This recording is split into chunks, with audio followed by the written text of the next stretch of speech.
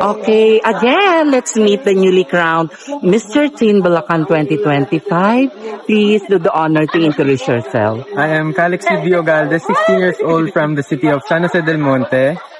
Okay, so again, alam na nila na ikaw talaga yung deserving manalo sa gabing ito. So, ano ang wish mo ngayong Christmas? Sana po ma-spend ko yung Christmas kasama yung mga friends and families ko and also yung mga handlers ko po.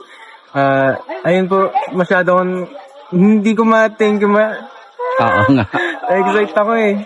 Hindi sapat ang words ko para mag-thank you sa kanila. Siyempre kasi simula nung unang araw ko sa pag-training sila yung kasama ko. And also sa parents ko po na todo sa support sa akin. Yun lang po.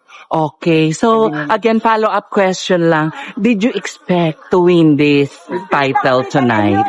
Sa totoo lang po hindi, pero marami po nagsasabi na malakas daw po yung laban ko. Kaya I did my best and Oo, finally you did it and you win the crown.